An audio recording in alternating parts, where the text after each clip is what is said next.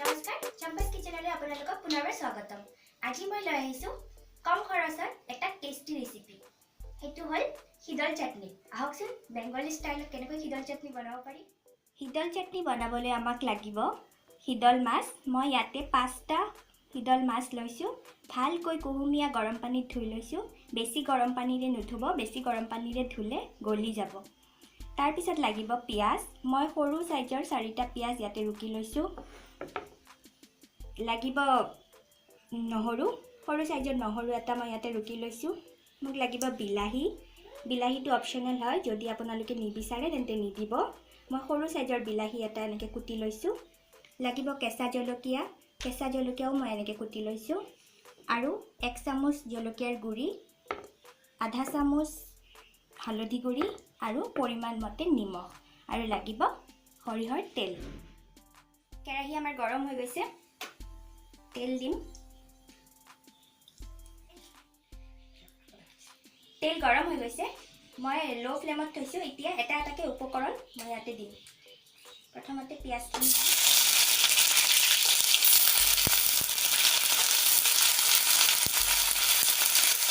তাৰপিছত নহৰু, লৰাই দিম সামান্য। এতিয়া জলকীয়াখিনি দি দিম।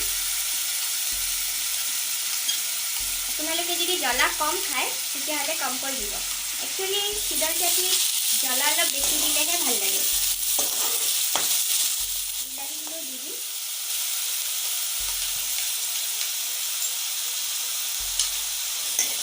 অলপ লৰাম।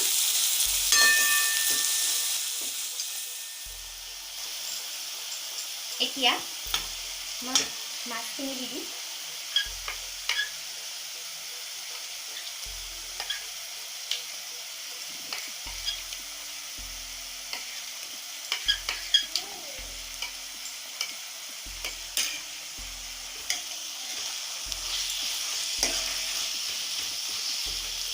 ভালকৈ মিহলাই ল'ম।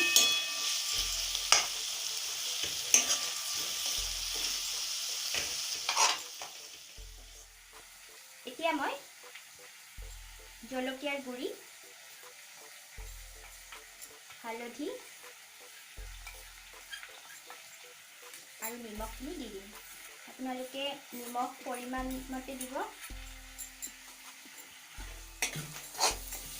এতিয়া মই ভালকৈ ভাজিম অলপ।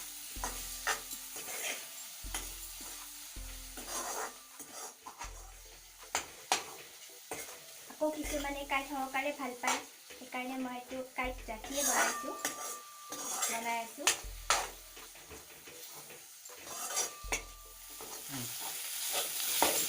ইয়াতে মই সামান্য পানী দিম ভালকৈ মিহলাৰ কাৰণে।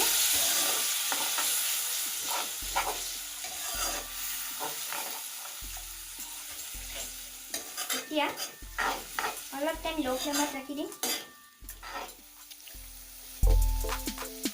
পানীখিনি প্ৰায় শুকাই আহিছে।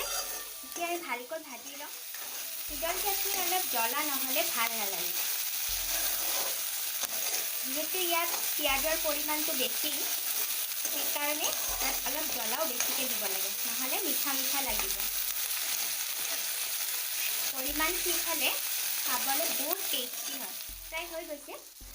মছলাৰ পৰা তেল ওলাব ধৰিছে। অকণমান ভাজি আৰু নমাই দিম। ভালকৈ লৰাই থাকিব, নহ'লে তলত লাগি ধৰিব।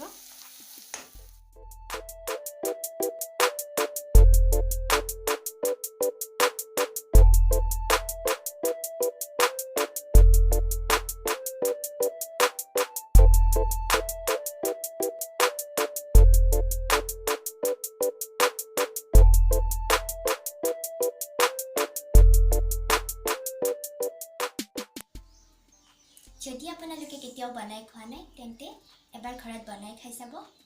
আৰু যদি ভাল লাগে তেন্তে লাইক, কমেণ্ট, শ্বেয়াৰ কৰিব। আৰু নতুন ৰেচিপিৰ বাবে মোৰ চেনেলটো ছাবস্ক্ৰাইব কৰিবলৈ নাপাহৰিব। ধন্যবাদ।